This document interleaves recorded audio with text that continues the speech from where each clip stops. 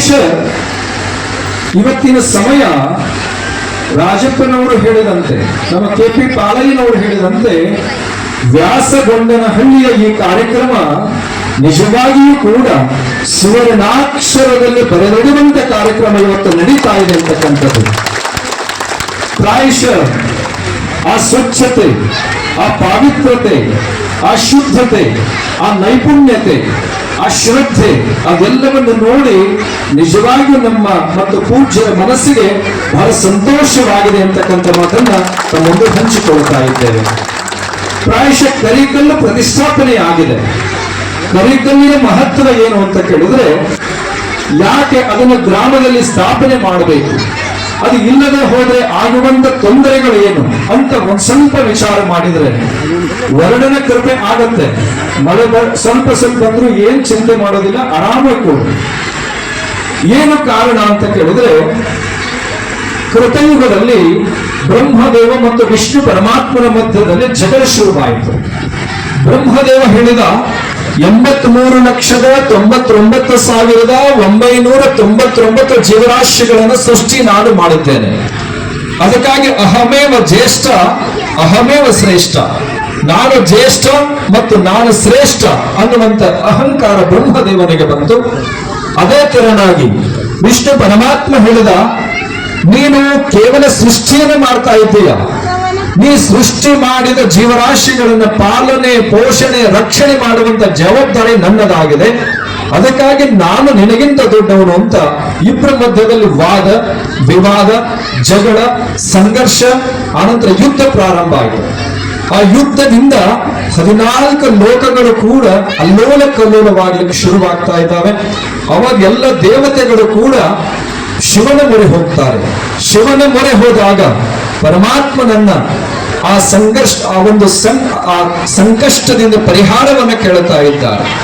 ಅವಾಗ ಭಗವಂತ ಒಂದು ಜ್ಯೋತಿಯ ಲಿಂಗ ರೂಪವನ್ನು ಧಾರಣೆ ಮಾಡ್ತಾ ಇದ್ದಾನೆ. ಆದಿ ಅನಾದಿ ಇಲ್ಲದೆ ಇರ್ತಕ್ಕಂಥ ಒಂದು ಲಿಂಗ ರೂಪ ಧಾರಣೆ ಮಾಡ್ತಾ ಇದ್ದಾನೆ. ಅವಾಗ ಆ ಭಗವಂತನ ವಾಣಿಯಾಗತ್ತೆ, ಯಾರು ಕೆಳಗಡೆಗೆ ಹೋಗಿ ಪಾದ ಸ್ಪರ್ಶ ಮಾಡ್ತಾರೆ, ಯಾರು ಮೇಲ್ಭಾಗಕ್ಕೆ ಹೋಗಿ ಮಸ್ತಕವನ್ನು ಸ್ಪರ್ಶ ಮಾಡಿ ಬರುತ್ತಾರೆ, ಅವರು ಜ್ಯೇಷ್ಠ, ಅವರು ಶ್ರೇಷ್ಠ ಅಂತ ಹೇಳಿ ವಾಣಿಯಾಗತ್ತೆ.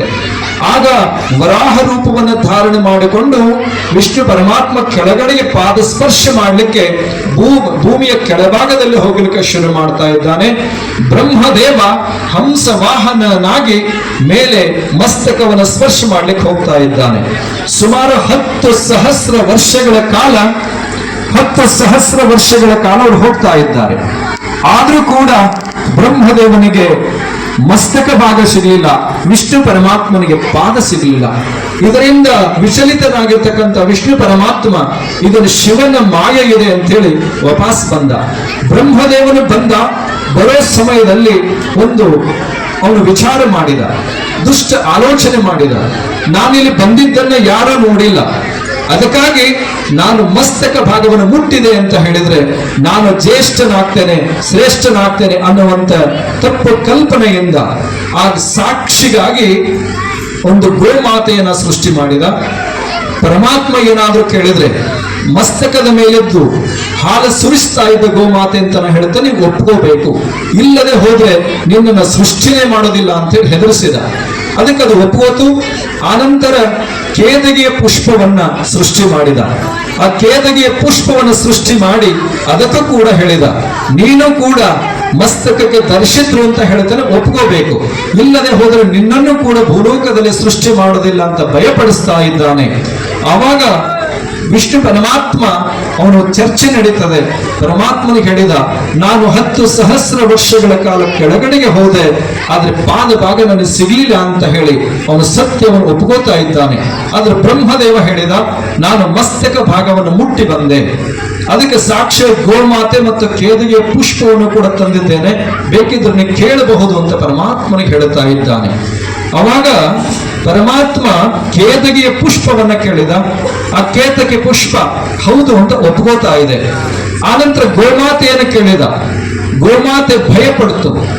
ವಿಷ್ಣು ಇಲ್ಲಿ ಬ್ರಹ್ಮದೇವನಿಗಿಂತ ಪರಮಾತ್ಮ ಶ್ರೇಷ್ಠನಿದ್ದಾನೆ, ಅವನ ಹತ್ರ ಹೇಗೆ ಹೇಳೋದು ಅಸತ್ಯವನ್ನ ಅಂತ ಹೇಳಿ ಏನು ಮಾಡುತ್ತೆ ಅಂತ ಕೇಳಿದ್ರೆ, ತನ್ನ ಮಸ್ತಕವನ್ನ ತನ್ನ ತಲೆಯನ್ನ ಹಾಕಿ ಹೌದು ಅಂತ ಹೇಳುತ್ತದೆ, ತನ್ನ ಬಾಲವನ್ನ ಮೇಲೆತ್ತಿ ಹೇಳುತ್ತದೆ ಇಲ್ಲ ಅಂತ ಹೇಳುತ್ತದೆ. ಆವಾಗ ಬ್ರಹ್ಮದೇವನಿಗೆ ಪರಮಾತ್ಮ ಶಾಪವನ್ನು ಕೊಡ್ತಾ ಇದ್ದಾನೆ.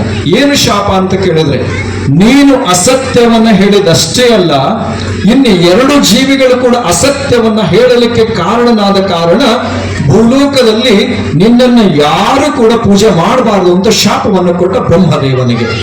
ಆನಂತರ ಕೇತಕ್ಕೆ ಪುಷ್ಪ ಕೇಳಿದ, ಎಲ್ಲ ಪುಷ್ಪಗಳಲ್ಲಿ ಅತಿ ಸುಗಂಧವಾದಂತ ಪರಿಮಳವನ್ನು ನಿನ್ನಲ್ಲಿಟ್ಟಿದ್ದೆ, ಆದ್ರೆ ನೀನು ಅಸತ್ಯವನ್ನ ಹೇಳಿದ ಕಾರಣ ನನ್ನ ಮಸ್ತಕವನ್ನ ಏರಲಿಕ್ಕೆ ಯೋಗ್ಯನಲ್ಲ. ಬಹುಶಃ ನೀವೆಲ್ಲ ಸಾಕಷ್ಟು ಜನ ನೋಡ್ತೀರಿ, ಕೇದಗೆಯ ಪುಷ್ಪ ಒಂದು ಮನೆಯಲ್ಲಿಟ್ಟರೆ ಸುತ್ತಮುತ್ತ ಎಲ್ಲ ಸುಗಂಧ ಇರ್ತದೆ, ಆದ್ರೆ ಯಾರು ಕೂಡ ದೇವರಿಗೆ ಅದನ್ನು ಧರಿಸೋದಿಲ್ಲ. ಮುಂದೆ ಹೇಳ್ತಾ ಇದ್ದಾನೆ, ಅಕಸ್ಮಾತ್ ಧರಿಸಲೇಬೇಕು ಅಂತ ಕೇಳಿದ್ರೆ ಸೀಳಿ ಧರಿಸಬಹುದೇ ವಿನಃ ನೇರವಾಗಿ ಧರಿಸುವಂತಿಲ್ಲ ಅಂತ ಕೇದಗೆಯ ಪುಷ್ಪ ಕೇಳಿದ. ಆನಂತರ ಗೋಮಾತೆ ಹೇಳಿದ, ಎಲ್ಲ ದೇವತೆಗಳ ನಿವಾಸ ಸ್ಥಾನವನ್ನ ನಿನ್ನ ಶರೀರವನ್ನ ಮಾಡಿದ್ದೆ, ಆದ್ರೆ ನೀನು ನಿನ್ನ ಮಸ್ತಕ ಭಾಗದಿಂದ ಅಸತ್ಯವನ್ನ ಹೇಳಿದ್ದೀಯ. ತಾಯಂದ್ರು ಬಹಳ ಲಕ್ಷ್ಯ ಕೊಟ್ಟು ಕೇಳ್ರಿ ಮಾ, ಅಂದ್ರೆ ಗೋಮಾತೆಯ ಪೂಜೆ ಮಾಡ್ತಿರಲ್ಲ, ಅವ್ರು ಹೇಳ್ತಾ ಇದ್ದಾನೆ ಪರಮಾತ್ಮ, ಯಾರು ಮಸ್ತಕ ಭಾಗವನ್ನು ಪೂಜೆ ಮಾಡ್ತಾರೆ, ತಲೆಯನ್ನ ಗೋಮಾತೆಯ ತಲೆಯನ್ನ ಪೂಜೆ ಮಾಡ್ತಾರೆ, ಅವರಿಗೆ ಪುಣ್ಯ ಫಲ ಸಿಗೋದಿಲ್ಲ. ಯಾರು ಸತ್ಯವನ್ನ ನೀನು ಬಾಲವನ್ನ ಮೇಲೆತ್ತಿ ಪೃಷ್ಠ ಭಾಗದಿಂದ ಸತ್ಯವನ್ನು ಹೇಳಿದ ಕಾರಣಕ್ಕಾಗಿ ಯಾರು ಬಾಲವನ್ನ ಗೋಮಾತೆಯ ಬಾಲದ ಪೃಷ್ಠ ಭಾಗವನ್ನು ಪೂಜೆ ಮಾಡ್ತಾರೆ ಅವರಿಗೆ ಸಂಪೂರ್ಣವಾಗಿರ್ತಕ್ಕಂಥ ಪುಣ್ಯದ ಫಲ ಲಭ್ಯವಾಗ್ತದೆ ಅಂತಕ್ಕಂಥ ಮಾತನ್ನ ಪರಮಾತ್ಮ ಬಹಳ ಸ್ಪಷ್ಟವಾಗಿ ಹೇಳಿದ್ದಾನೆ. ಅದಕ್ಕೆ